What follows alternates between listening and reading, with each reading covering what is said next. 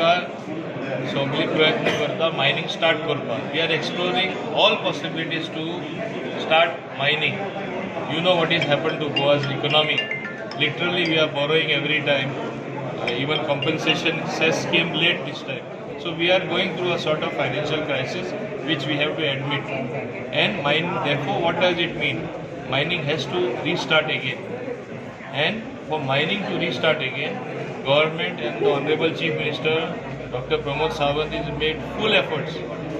Matter came up in Supreme Court because of other important issues which are there at the moment. It got a little delayed, perhaps it will be taken up in January.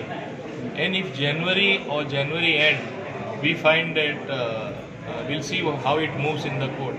If we do not get relief, then I think it is time for the government to give relief to the people. That is what I have said, which is what I will take open stand from that time. That if we don't get relief from the courts, we have no alternative but to form a local mineral corporation and restart mining. मागीर आनी उपाय ना. Of course, once mining starts, everyone will be a winner. Now we have stopped because of a court decision. So we are waiting for relief from the court. If we don't get relief, that does not mean mining does not start.